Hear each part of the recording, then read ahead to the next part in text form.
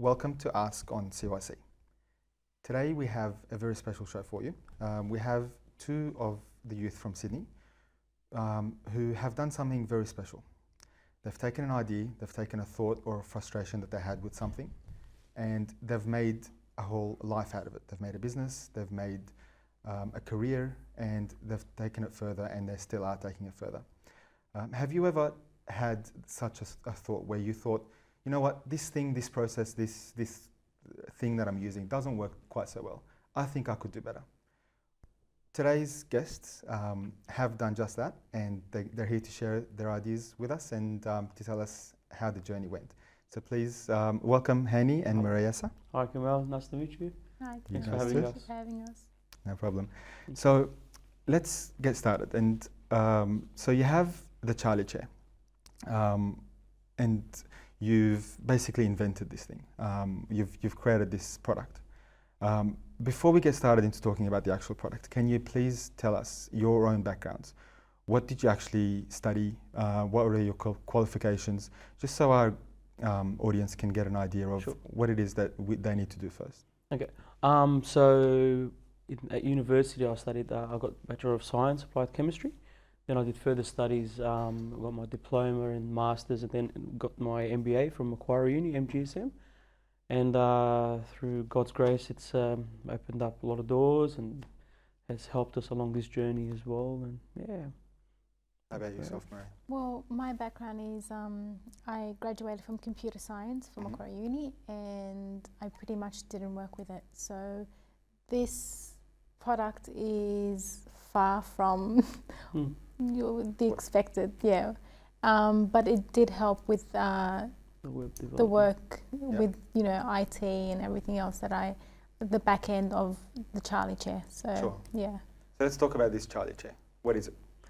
Well, I think we'll have to. Meray is the one that had the frustration and came up with the thought of it. So I'll pass you on to Meray and she'll start with it. Well, it was as simple as I've got 3 children. So by the 3rd child, I had major back problems. I could barely carry her. She was quite heavy. And so when it came to bath time, I would wait for Hani to come home or have my mum over or something, because I couldn't bath her. I literally could not hold her and bath her at the same time. So I went out searching for a chair that I can place her in and shower her and just, like quick 2-minute wash and that's it, in and out. I went out to search for it and it actually did not exist. I was laughed at the store. She was like, the lady that served me was like, what are you talking about? No such thing. Okay, fair enough. Went home and I was really actually quite upset about it, and I was speaking to Hani. I was like, can you believe it? They don't have this chair. And he's like, draw it for me. Okay. So I did. And it wasn't for Hani, we wouldn't have the CharliChair right now. So tell me what you thought when she said this idea to you. Were you thinking, surely once she draws it, I can probably put 2 products together, I can get this to work, right? Well, like while she was drawing it, I was asking Uncle Google if he had it. No one. He didn't have it. Uncle Google, he didn't have it. Wow, that's a first. I was excited that wow, this could be a gap in the market, and it's got to be maybe while she's drawing it, it's got to be maybe overseas somewhere we can maybe bring it into the country. But I typed in every keyword I could think of, baby shower and all that could come up with these baby shower big chairs for these parties, and there's nothing, no shower chair, didn't exist at all. So basically, so Meray drew it, and from there we basically we said, okay, well, we've got to patent the idea. That was the first step, which is very important. And once we've patented the idea, and here we are today. So. Okay, just for I guess our audience's perception of what this is, let's have a look at this product. So this is it. So we've got some pictures here of it. So it's basically a baby capsule almost that's held up on a high chair. Yeah. Pretty much. Excellent. So that's a version 2. Yeah. There was, of course, the chairs for adults, for the elderly, to sit in a shower and had holes inside. Obviously, that wouldn't suit a newborn baby. Yeah. So this idea was new in the market, of course. Yeah. Yeah, I mean, ideally, it's just to help parents in bath time, you know, rather than struggling and bending over and hurting their backs and their sore knees. And it's not just for mums. I struggled, you know, and it's just the way you lift them. They're slippery. We've tried, you know, holding the baby and they slip through your fingers in the shower. So we thought there's got to be an easier way to, you know, and yeah, so we're up there.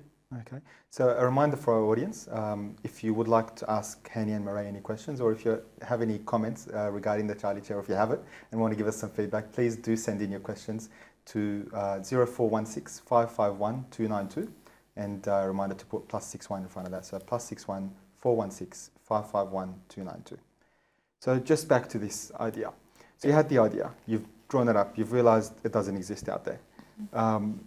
So that's quite common, or a few people do that, but they don't take the next step, which is to actually patent it. That's right. So we hear a lot of stories that patenting is expensive and you've got to do it in every country and these sorts of things. Can you tell us more about it? Oh, yes. Still paying for it. Still paying for it. Look, you can, if you believe in a product, you've got to do it the right way. I've had many ideas in the past where I've paid $80 to patent the idea and I knew it wasn't anything special, but I thought I'll just secure it. But this one I thought it's better to get the professionals involved and get a patent attorney involved. They cover all angles. It's the language that they speak in that world that allows you to, you know, to protect yourself. Yep. And we'd spend that money, you know, with the first time we saw the patent attorney, and you know, you got periods, so you have within that 12 months when you secure the provisional patent is the time that you take, you know, you go all out to try to market it and to try to get that feedback from, you know, like wholesalers, distributors, retailers. And in that period, we found it quite successful that everyone was like, wow, this is great idea. So, and that's where, Take you know, the next step. Yeah, past the 12 months period, we've now taken it into the international patent phase as well. So it's really, yeah. So then, were you scared when you were patenting and when you were especially paying for all this? Were you scared, maybe this is just me that has this problem, maybe it's only I that will benefit from this? Yeah, no, it's definitely an emotional roller coaster, especially with the time and the money spent on the product. You think, is it going to, you know, are we going to be able to sell and see money back? And the great thing is Hani had a business background, so he knew the steps to take. He had strategies in place. So as we took the first patent, within that period, if we didn't secure distributors, manufacturers and so on, and people interested, really interested, we would have backed out. But it was obviously a sign from God that to keep going, because we were able to find everything we were asking for during that period. That's why we kept going, and that's what's pushing us forward all the time, yeah. Yeah, that's definitely true. I mean, God put everything just together step by step, and yeah, it just opened one door after another door, and it just allowed us to say, well, this, you know, yes, it's costing us a lot, but it's worthwhile investment to keep going with it. So on that, we actually have our first question from one of the viewers. So they're asking, did you feel God's hand in doing this, or did you just take things as they came? Definitely God's hand, Yeah, without a doubt. 100%. I mean, there are so many things that we did and we were like, should we do this? Shouldn't we do this? I mean, God, show us a sign. Do you know what I mean? And actually, nearly everything that we've done and all the processes we've taken, we found His hand in every step of the way. So, and we'd pray about it. Obviously, it wasn't just like, oh, you know, God help me, and you know, you don't do the hard yard. No, we'd pray about it. We'll go to church. We'll put on the altar. And if it didn't work out, we knew it wasn't from God. But if it did, again, that's again from God. God wants the best for you. Yeah, I think taking a step back 2-3 years into it, you look at the helicopter view of it, think, oh, wow, you did. I was the emotional one. So I thought of it this way. If God wanted it to go ahead, He'll let it go ahead. If it wasn't meant to be, there were certain things that I put in place in my mind saying, if we don't get to this point, then we need to back out by that point. But each time we achieved our goal, and And each time, even the customers pushed us along, encouraged us and said, you know, this was a God gift and it's a godsend and we love it and we can't live without it. And so, and again, we also looked at the other side. We also thought, what if it doesn't succeed after all the money and time we spent? Again, we were at peace with it. I think you have to be at peace inside yourself and say that, you know, God's doing it for a reason. That's it. So then, Hani, I guess you're the more logical. I'm the more optimistic. So the analogy I use is a car. So you see the accelerator and the brake. He's the accelerator, I'm the brake. Okay. But you still see the car moving. So then how do you balance the two? So you've got your accelerator being that you believe in this product. Yeah. Okay. But your brake is what if it doesn't? You've got to always have a backup plan and know when you're going to execute it. How do you balance the two? Look, at the end of the day, you've got to, having strategies in place, you've got to also have calculated risks. So what I mean by that is when we got the patent and we spent X amount on the patent, we gave ourselves that 12 months period before we go all out and make an order for a container and all the rest of it. We took it step by step from the patent. I approached, I thought, well, hang on, we'll try to see a local manufacturer that can, you know, we can jump on board with. And we were quite lucky because we rung around and no one would take our call and they didn't understand what we're trying to explain to them. And a company called Love and Care in Sydney, based in Sydney, Australia, took our call and basically helped us develop, because after the patent we got a mechanical engineer involved to, you know, have it all prepared for a prototype.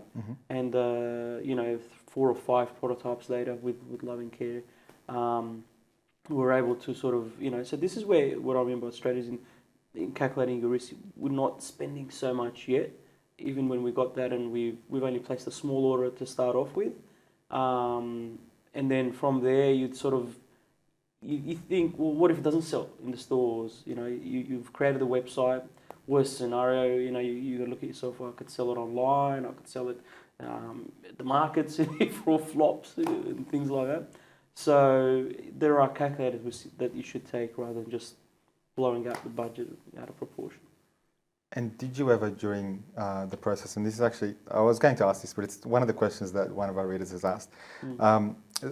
Their exact wording is, you must have invested a lot of capital in this. Yes. Did you at any point in time have any doubts or feel like you wanted to pull out? Were you ever close to pulling out? I'm always the one on the edge, or as I said before, the break, and like, wait a minute, like, I mean, this sounds like a lot, like what's going on? Yes, there's always times where we think, is this worth it?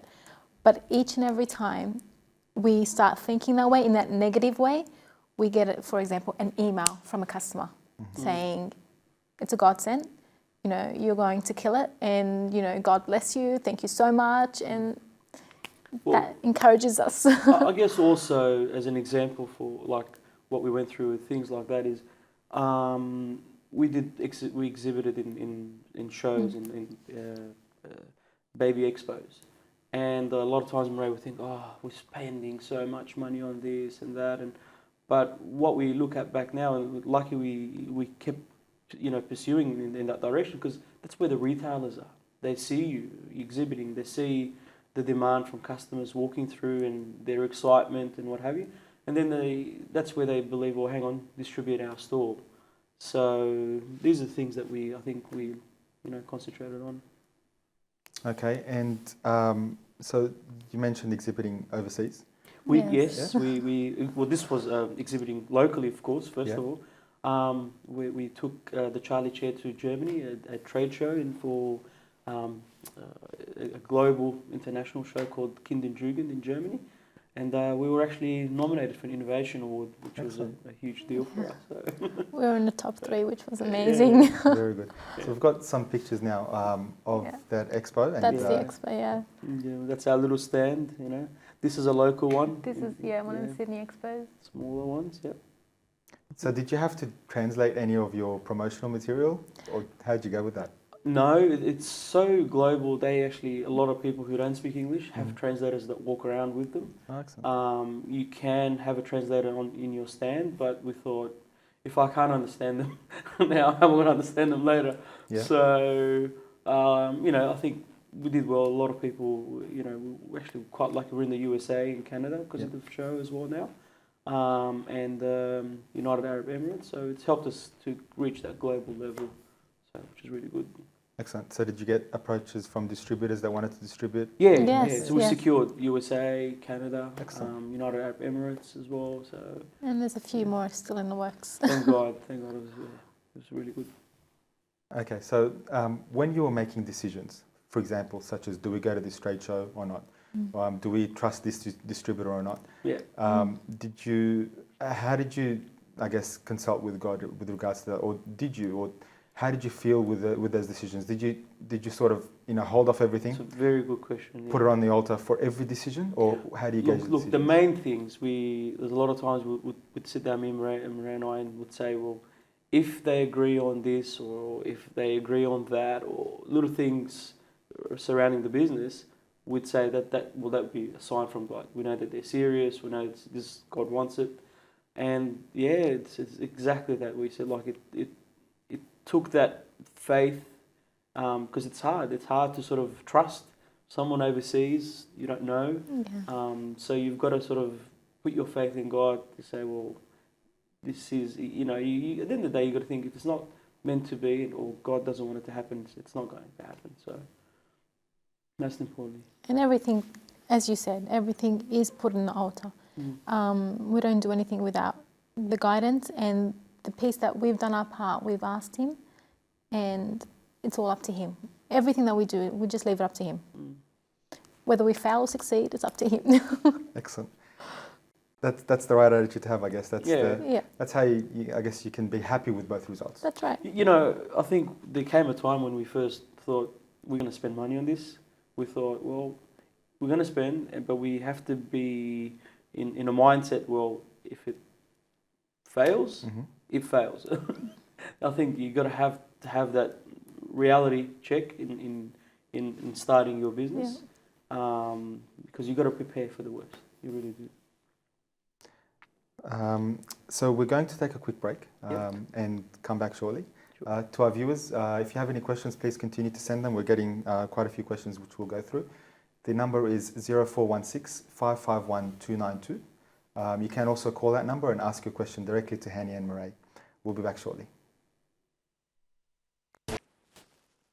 Welcome back to Ask on CYC. We're just still with Hani and Meray Yassa talking about the CharliChair and talking about inventions in general and ideas and going into business and going into and producing a product of your own. So guys, I've got a question for you. With regards to family, with regards to people who you tell your idea to, have you ever had them downplay your idea or tell you to calm down a little bit just because you're having this problem doesn't mean anyone else is? Look, I think in general we've had a lot of good feedback, and that's one of the things that kept motivating us to keep going forward. Everyone that we mentioned it to said, wow, that's a good idea. Where was that when we were having kids and all the rest of it? We did have a couple on our Facebook page where, not customers, people that would see the product and try to downplay it or badmouth it, and we would let it go. We wouldn't say anything. Funny enough, we'd have our customers would actually reply back and say, listen, I've got this and I've got that and it's perfect, it's helped me, so it's been quite positive. So we haven't had any real negative. Yeah, any negative feedback in that sense. Thank God, Yeah. Touch wood. That's excellent. So let me ask you, you mentioned that the initial idea was with your third child? Yes. So did you get to use the product with her? Or? No. Missed out. No.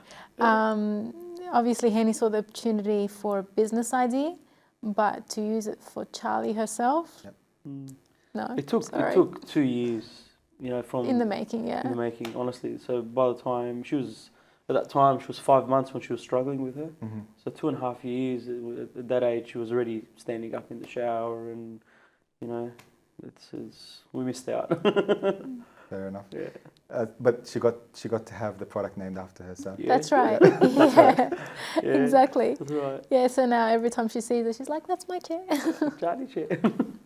So about family, what's it like to be in business with and to work with your life partner? Yeah, look, I think everyone has their role. The things that Meray does, I would not have a clue how to do or want to know how to do. The things that I do, she doesn't want to get involved in either. I think if you both are in each other's way, it becomes tension. That's where you develop tension. But I think from day one, this was something that we developed in a different situation, not just for a business, but to make a difference in life. Everyone's got their strength and their weakness. So where I'm weak, as in sales, that's his strength, and where I'm strong, as in the web developing and working with the developer to maintain and develop the actual website, he wouldn't have a clue. So we had to, it was a yin to a yang, pretty much. Excellent. Yeah. So then, let me ask you, at what stage, or have you quit your full-time jobs? I'm actually self-employed as well, so I run my own business on the side there. Yep. So fortunate enough that I didn't have to quit a job. So that worked out well in that situation. Yep. Meray? I wasn't working to begin with, but the business does run on its own. Yep. It's just the social media side, which is my job. So Hani didn't have to quit his job for that. Excellent. So yeah, I'm working from home pretty much. And if you were to give advice to someone who's started an idea, started selling a few units here and there, when should they think about, like, I'm going to quit my job, I'm going to take a pay hit for a while, but I'm going to invest in this and go for it? If I was in that situation, I wouldn't leave my job until I have not just 1 or 2 months worth of income equivalent to, but you need to really set yourself up. You need to look at the big picture. You need to look at the future of it. Is this going to be sustainable enough to give up what you're doing to allow you to have a good lifestyle? So I think it's important to not just look at it from month to month, but on a bigger scale to see if this could be big. So I don't plan to quit my business that I run. This could be doing well, and I think you've got to just manage it with your own time as well, as long as it doesn't get in the way of your family life and your kids, which is very important. Okay. So a question from our audience. What was your exit strategy and what factors did you consider? Exit strategy, there's a lot of milestone times that we would go through where we think, well, if we don't succeed in this area, well, meaning maybe getting into a store or getting some good feedback or interest from retailers and what have you. Or a certain distributor. Or a certain distributor, you think, well, maybe it's not worthwhile. So, yeah, you've got to have some kind of an exit strategy or... But our main exit strategy was right at the beginning, which is the first 12 months. After that, since we saw such a great interest in it, there was no need to rethink that idea. It was always go, go, go from there onwards. So not really, other than the first 12 months, we didn't have another exit strategy. But I'd like to say you've got to be persistent. And what I mean by that is we struggled a lot in initially to get it into the stores. It's only after we've had some, we were fortunate enough, one of my cousins advised me about a TV show called the Shark Tank, which we applied for, and we had our first interview with the producers. And after the exhibiting the product, they were all like shaking their heads and they're saying, "Where was this?" They loved it. And then 2 weeks later, we got a call saying, "You're on." And the Shark Tank is a show that has these multimillionaires that allow you to, they can invest in your business. So we got a yes from one of the sharks.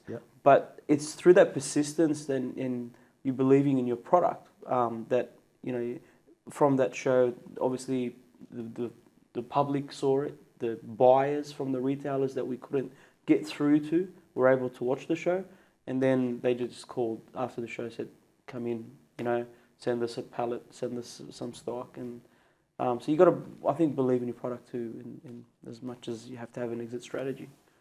So you got both exposure and funding. The funding we didn't. We on the show we had AEST, but we didn't actually go ahead with Fair it. enough. So. Yeah. Fair enough. So it was about the exposure then, That's right. getting the word out there. Oh, That's yeah, exactly right. definitely. We went in with that strategy that we just want exposure. We don't want a shark to say yes. Yeah. We were surprised when the shark said yes. Yeah. Yeah. And so we agreed on the show, but There luckily was a few for things us, that we couldn't agree on after Yeah. the show Fair that we, everyone does their due diligence after it, I guess. Yeah. So, yeah. Excellent. That's very good. So you mentioned that it's made in Australia. In China. In China? Okay. I was going to ask you about that. So we always hear that manufacturing in Western countries is so expensive. We tried, and a lot of people say, I don't want to buy it because it's from China, or I only want to buy it from Australia. The reality is, if it's made in Australia, at the moment, the original CharliChair is $124.95. You would be paying $250, and then the people that would say, I'll buy Australian, they'll say, no, I'll rather, if you should reduce your price. Yeah. Exactly. So, But what we found as we went to the baby expos, most of the major brands are all made in China. everything's made in China. Everything's made in China. I sometimes think I was made in China. I really, but I'm not just I mean, sometimes even things as Australians say the Australian flag, you look at the tag and it's made in China. Yeah, well, that's the thing. It's Australian designed Yeah. and owned and Yeah. engineered, That's right. but made in China. Even some of the best known products, the best made products, Yes. like a lot of technology products, you find all these Apple products that we say, it's well made, well designed. Yeah. It's made in China. That's exactly right. That's right. So then the design, so you drew the first few diagrams. How involved were you in the design? Oh, that part was mainly Meray. She had a vision of what she wanted to see in the chair. The functionality of it obviously involved the mechanical engineer. Yeah. We had to take measurements of a basic standard shower, so it had to fit in within that space. A parent, as an option, had to sort of be able to maneuver and wash the baby Yeah. in that space. I knew how it wanted to look. I had a vision of how it wanted to look, and I also had a vision of how close I wanted to be to the child. And the way it's designed, you'll find that you can stand right in front of the child, so that the child can't go anywhere. Yeah. And that was one of my major points. And so when we went to the engineer, there were certain things that we had to tweak, of course. Yeah. I remember the first one had a little leg piece, and when it came, I thought, hang on, we don't even need that. Babies don't exceed that. They're not long enough. Yeah. So we actually just got a texter, we cut it out, and then the next prototype came in with it. Oh wow, how good does that look now? So a few tweaks, right color, right material, right thickness, and I think it was like four prototypes later that we decided this is it. This is exactly what we want. Worked out perfect. Yeah. Excellent. And the marketing, did you just do it yourself or did you engage a marketing firm? No, yeah, I was fortunate enough because I've got my MBA from Macquarie Uni that I was fresh out of the program, and just with some strategies that I've learned along the way I've implemented. The first strategy I wanted to have is the branding, what do I call it, so now when parents say I'm getting a pram or I'm getting a bathtub, I wanted people to say I want to get a CharliChair. So we had to sort of concentrate on the branding and the name and just the promotions and the distribution channels and everything. So that was my part that I got involved in, of course, to make it happen. I've just had another question. It's quite handy actually. Yeah. Were you ever worried that a major company would come in and steal your idea? Well, that could happen. It could still happen. Two things. One, because we've got the patent that kept us at peace. But because it's such a new invention, funny enough, a lot of people don't understand it still. Yeah. So even when we were at the show in Germany, a lot of the Chinese people would come and take photos. I'm thinking, Ray, don't worry about it. They don't even know what it is. Yeah. A lot of people don't. You show them videos and they still can't comprehend what it is, So it's there and it could happen, but that's where we'll have to sort of fork out money and sue them. So. Yeah, that's right. I mean, that's one of the things that often turns people off. It is, Sure. Fair enough, I might get a patent, the law might be on my side, but by the time I actually take them to court, I've got to, invest all this. This is where you got to get your first mover advantage. Get into the market, get your brand established, get it out there. It may happen, but it won't happen straight away. It took us 2 years to make, and to get it where it is. Now we've developed a second CharliChair, which is a bath and a CharliChair in one. Excellent. As well. So you've just got to be quick to get it to the market. You've got to work very hard to get it out there with all the retailers. And now we're working very hard. Our next step is to take it out globally to all, all the countries out there as well. Excellent. They copy. So one of our viewers wants to know where they can buy it from. In Australia, in all the baby stores. Excellent. We're in all the baby stores. Baby Bunting, Babies R Us. Costco is coming on board as well. On the 29th of February, we're delivering our first Costco order. Excellent. Online, CharliChair.com, of Yep. course, without an E, so it's CharliChair.com. And we do free deliveries Australia-wide as well. So, yeah. So let me ask you: have you been to a baby shower where it was on the list? Yeah, yeah. Well, it's so exciting every time we see mums actually excited to have this product and putting it on their baby shower, on their baby registry, and it still excites us until now. Yeah. You think after all this time you'd kind of get over it, so what? But it's still fun. Well, there's one at our church. We took the youth to some, I think it was an indoor soccer place, and I think they may have had a pool. And one of the people said, "Hey, we went to the bathroom and there was a CharliChair in there." Oh wow! Yeah. So the place themselves bought one for the parents there or something. So yeah, that for me was very exciting. So Excellent.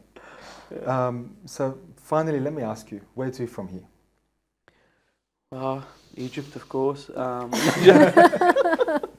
Sudan. No, we want to obviously take it globally. It's a big market. In Australia, it's such a small country in comparison to the rest of the world. And our focus is to have distributors all over the world and hopefully make a difference in people's lives. We can obviously make profit from this, but we've seen a lot of good feedback where people are very thankful for it, and through hopefully through God's grace, it becomes a worldwide project. So bit by bit. Excellent. Any input into that? Well, my original comment was always I would like to see the CharliChair in every parent's house. That was my aim from the beginning, because it's even if they don't have kids, we don't care.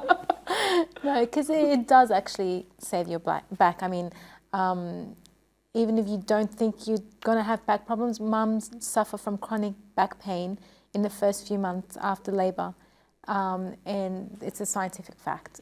So this will save them during that time. A lot of mums afterwards, C-section, C-section mums also, and a lot of mums after the period of back pain, the first few months, they could have twisted their back in a certain way and they'll have to go to a chiro, physiotherapist and so on. This product gives you the opportunity to wash your baby without twisting and turning and hurting yourself. You've got the baby safely right in front of you. So to me, it's a no-brainer. Excellent. And I guess the fact that all the stores have picked it up is testimony to how good it is, and the fact that it is unique. Look, and one thing is getting into the stores. The best thing is getting reorders, and we're getting a lot of that, which is really good for us. So. You ever go into the stores randomly and just see how they're advertising and where they're placing it? We sure do. Yeah. So then they now know to put in the right spot in the right way. Yeah. Now the best thing is when you ask for it and say, we have none left, which is really It's a good thing, right? Yeah. Very good. Well, thank you very much for coming on the show. Yeah. Best of luck, and may God always bless your business and bless your life, and from every success to every success. Thanks for having us. Thank really appreciate you. it. Thank you so much. Thank you. And thank you to our audience for tuning in and for listening and for your questions that you've sent through. If you do have any other questions, if they're about the CharliChair, you can jump on to CharliChair.com. CharliChair.com, and you can have a look at the media that's on there and have get in contact with Hani and Meray. And if you have any questions for us, or if you have any ideas for the show, please do send them in. You can always text them or give us a call on 0416 551 292. For now, until next time, good night.